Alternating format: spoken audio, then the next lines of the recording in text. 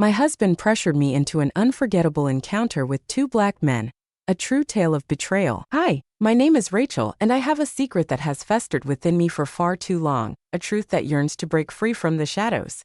Before you cast your judgment, allow me to share my tale.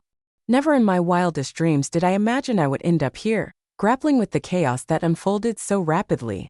The whirlwind of events still eludes my comprehension. A haunting memory lingers in the shadows of my mind, a moment orchestrated by my husband that irrevocably altered the trajectory of my life. The beginning unfolded several years ago. John and I had shared nearly a decade of marriage, a journey woven with memories and moments that shaped our lives together. Like most couples, we had navigated our share of highs and lows, but I never anticipated this twist in our journey. John was a devoted man, but as the days turned into years, an unsettling transformation began to take hold of him. He grew increasingly distant, his demeanor shifting to one of control while the warmth of his affection faded into shadows. I fought to dismiss the unease, convincing myself it was merely the weight of work pressing down on me, yet a nagging instinct whispered that something was amiss. As the sun dipped below the horizon, casting long shadows across the street, John stepped through the door, an unusual spark igniting in his demeanor. His demeanor was strikingly cheerful, yet an unsettling glint in his gaze sent a shiver down my spine. We finished dinner as we always did, the familiar clatter of plates echoing in the quiet room. Just as I reached for the dishes, he stopped me, his voice steady yet laced with an urgency that made my heart race. "Sit down," he said, and in that moment, the air thickened with unspoken tension. His tone was grave, and I felt an electric thrill of anticipation as I complied, my heart pounding in my chest, aware that this conversation was about to take a turn into the extraordinary. He hesitated, his gaze drifting away from mine, as if the weight of his words hung heavy in the air. "There's something I need to share with you," he began, the tension palpable between us. I nodded, anticipation coursing through me as I awaited his next words, but what came next shattered my expectations. He leaned in closer, his voice low and filled with urgency, revealing a desire to ignite the flames of our relationship. He confessed to feeling a creeping boredom, a dull ache that had settled between us, and suggested it was time to embark on an exhilarating new adventure together. Initially, I envisioned a romantic escape, perhaps a session to reignite our passion, but what he proposed was something entirely different. "I've set up a meeting for us with two men," he said, his voice steady and unyielding. "They'll be here this weekend." My gaze locked onto him, confusion swirling within me as I struggled to grasp the meaning behind his words. Uncertainty gripped me. Was he jesting, or was this a twisted trial? His face bore an intensity that sent chills down my spine. My stomach churned violently, and a wave of nausea crashed over me, threatening to pull me under. "What do you mean, two men?" I asked, my voice barely a whisper, as if the very air around me held its breath. "They're friends of mine," he said, his voice steady, attempting to mask the tension that hung in the air like a storm cloud ready to burst. "Tonight, we will share the night with them." Enveloped in the thrill of the unknown, words failed me, and my hands shook uncontrollably as I struggled to grasp the weight of his words. This was not the man I had promised to love forever. This was a stranger, a shadow of the husband I once knew.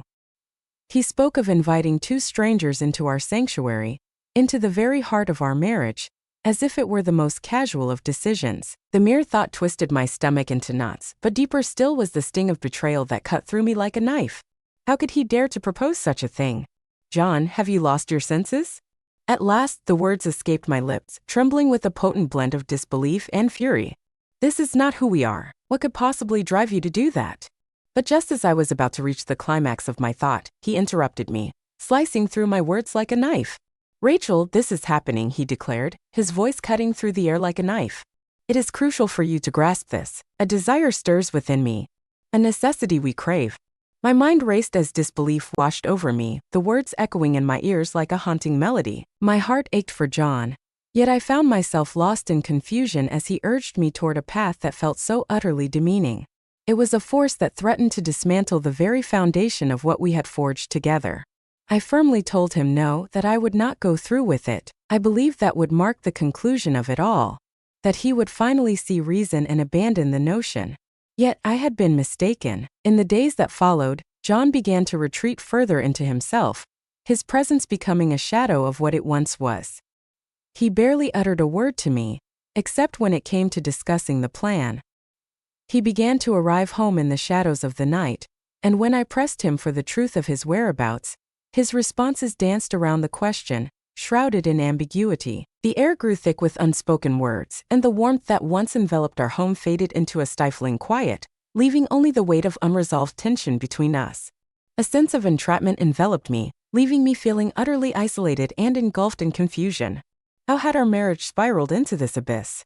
As Friday approached, a heavy dread took root in my chest, its grip tightening with each passing moment. John's determination was unwavering. He declared that the meeting would proceed, regardless of my protests. I stood at the threshold, the weight of my decision pressing down on me. The thought of packing my bags and stepping into the unknown flickered in my mind like a distant flame, but in the end, I remained rooted, unable to take that final step into freedom.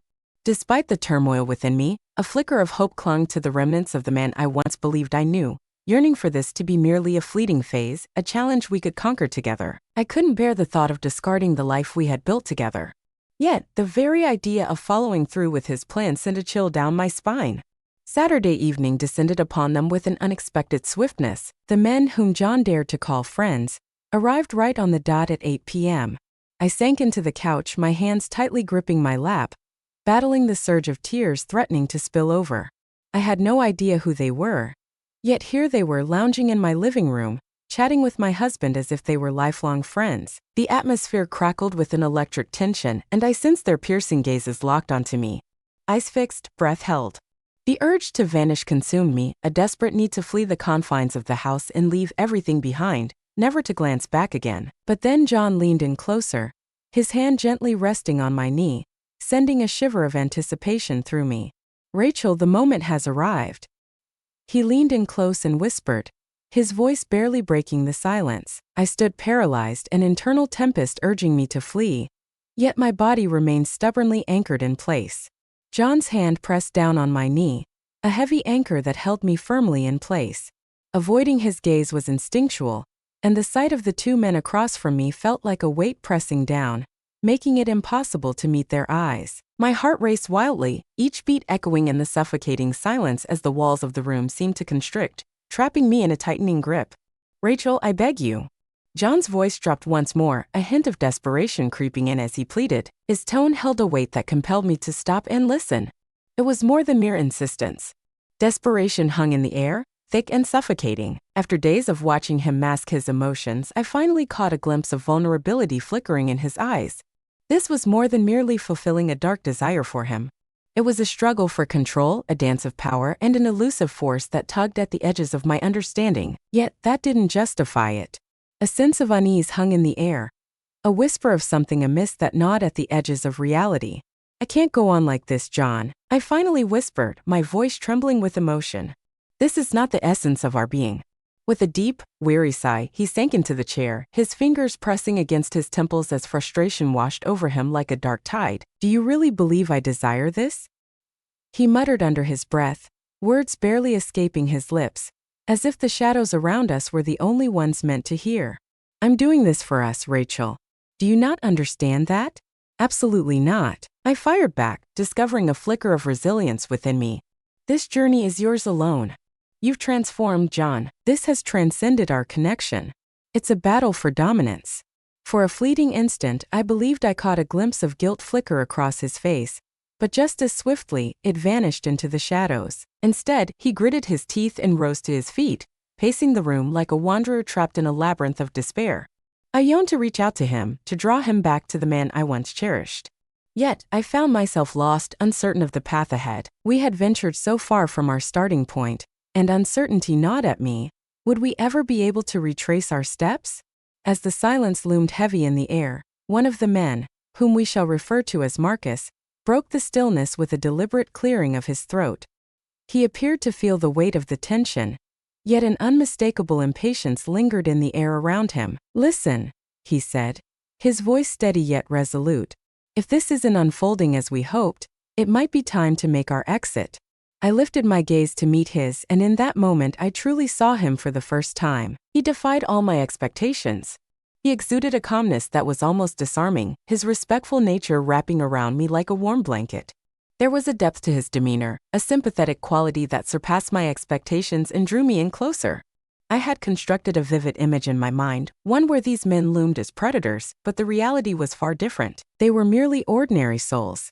And somehow, that twisted the entire situation into an even deeper labyrinth of confusion.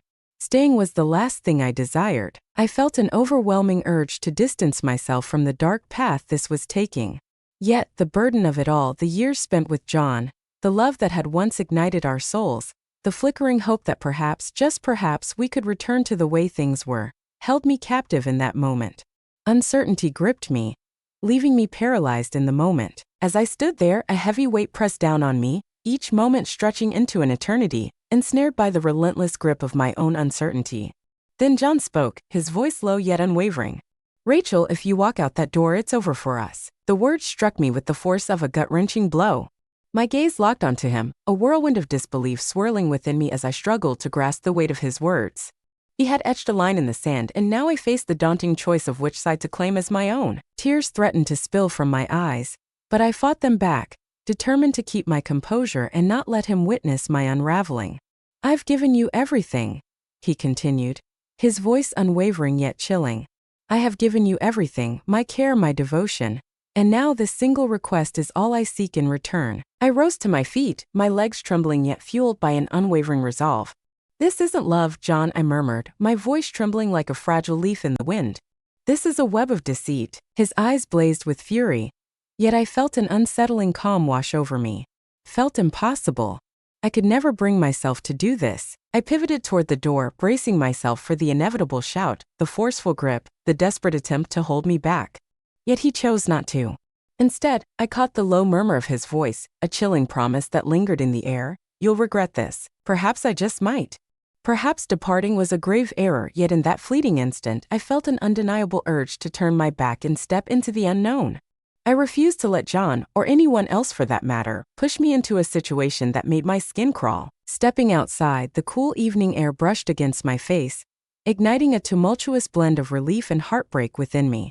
My legs propelled me down the street, my thoughts a whirlwind of urgency. Where would my journey lead me? What could I possibly do? All I felt was an overwhelming void, a chasm filled with betrayal and the haunting echoes of what once was. After what seemed like an eternity of aimless wandering, I finally stood before the familiar facade of my best friend Sarah's house. I rapped my knuckles against the door, a silent prayer escaping my lips, hoping against hope that she was inside.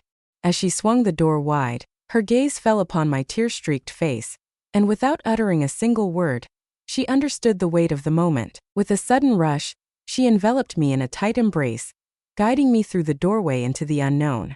In the days that followed, I found myself at Sarah's side, grappling with the whirlwind of events that had unfolded. A profound emptiness enveloped me, as if a vital piece of my very soul had been violently ripped from my being. John lingered in my thoughts like a haunting melody, but deep down I understood that returning was not an option. The damage lay in ruins, an irreparable fracture that echoed with the weight of lost possibilities. John's calls came in waves, each one leaving a trail of emotion in his voicemails, some laced with heartfelt apologies, others boiling over with anger. He was a whirlwind of chaos, and I found myself struggling to navigate the tumult of his ever-changing emotions. Silence enveloped my phone as I ignored each of his calls, the weight of my decision heavy in the air. Gradually, the persistent ringing faded into nothingness, and with it, his attempts dwindled to a halt. As the months slipped by, I found myself piecing together the fragments of my life, each day a step toward restoration, each moment a testament to resilience. With a heavy heart, I took the step to file for divorce, fully aware that our marriage had slipped beyond the point of redemption. The weight of the decision pressed heavily on my chest, a storm of doubt swirling within me. Yet, as the dust settled, clarity emerged, revealing that it was indeed the right choice to make. Trapped in a web of manipulation, I found myself suffocating under the weight of expectations that clashed violently with my core beliefs. I knew I had to break free from the chains that bound me to a relationship that felt more like a prison than a partnership. Sometimes John haunts my thoughts, a ghost of what might have been, a life we could have woven together if fate had taken a different turn. But I've come to a profound realization: I am worthy of so much more. In the depths of my heart, I yearn for a love that thrives on trust, respect, and a profound understanding between two souls, rather than one overshadowed by control and manipulation.